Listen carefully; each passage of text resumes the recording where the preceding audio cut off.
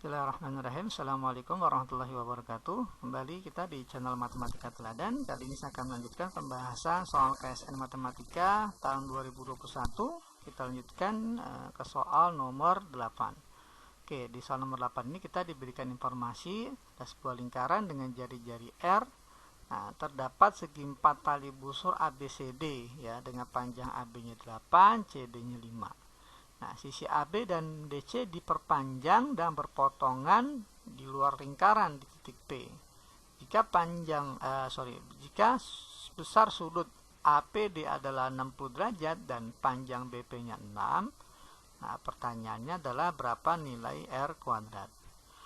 Oke, langkah pertama untuk mengerjakan soal ini tentunya kita gambar terlebih dahulu. Nah, ada lingkaran dengan segi 4 tali busur ABCD, panjang AB 8, CD-nya 5. AB dan DC diperpanjang berpotongan di titik P ya, maka kita kurang lebih gambarnya seperti ini. Oke ya, jadi kita ada sebuah lingkaran, ada segi 4 tali busur ABCD, kemudian panjang AB nya 8, panjang CD nya 5, sisi AB dan DC diperpanjang berpotongan di titik P di luar lingkaran, panjang BP nya 6. Nah, sudut APD adalah 60 derajat. Nah, oke, kita mulai untuk mencari R kuadrat. Langkah pertama kita lengkapi terlebih dahulu, katakanlah PD-nya ini adalah X ya, kita misalkan. Nah, dengan rumus kuasa titik ya, atau power of point ya, kita perhatikan segitiga dari titik P ya, bahwa PB atau PD lah ya, PD dulu, panjang PD dikali panjang PC. Nah, ini tentunya sama dengan PB dikali PA ya, PB dikali PA. Nah, panjang PD tadi kita misalkan X, panjang PC nya adalah tentunya X tambah 5 ya, PD tambah DC. Nah, panjang PB nya adalah 6, PA adalah 6 tambah 8 ya, PB tambah BA jadi 14 ya. Nah, sehingga ini kita uraikan harus kiri menjadi X kuadrat tambah X kali 5 5X sama dengan 6 kali 14 84. Langsung kita pindah ke ruas kiri jadi minus 84 sama dengan 0. Nah, tentunya kita akan mencari X terlebih dahulu dengan cara kita faktorkan ya.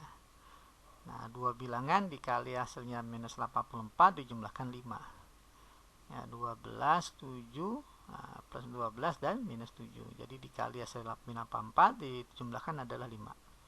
Nah, sehingga kita peroleh nilai X nya minus 12 atau X sama dengan 7. Nah, namun kita perhatikan lagi, X ini adalah panjang garis PD atau jarak titik P ke D, jadi nggak mungkin negatif nilainya ya, jadi kita pilih ya, nilai X nya sama dengan 7, jadi jarak P ke D sama dengan 7. Nah, kemudian coba kita perhatikan segitiga APD ya, segitiga APD ya, segitiga APD kalau kita pisahkan gambarnya ya, kurang lebih seperti ini APD ya, panjang AP nya 14, PD nya adalah X tadi 7. Nah, sudut P-nya ini katakanlah kita belum tahu ya. Nah, kalau seandainya kita pandang segitiga PD ini ya, dari sudut P, tadi ini sudut P-nya 60 derajat, udah ada berarti ya, 60 derajat. Nah, kalau kita pandang cos 60 kita tahu ini sama dengan 1/2. Nah, sementara kalau kita menggunakan perbandingan bahwa samping miring, ini perbandingannya PD dengan PA adalah 7/14 sama dengan setengah ya, sehingga kita punya dalam segitiga ini berlaku perbandingan trigonometri cos samping bagi miring, sehingga kesimpulannya segitiga APD ini siku-siku ya, tentunya siku-siku di D. Nah, jadi kesimpulannya APD, segitiga APD ini siku-siku.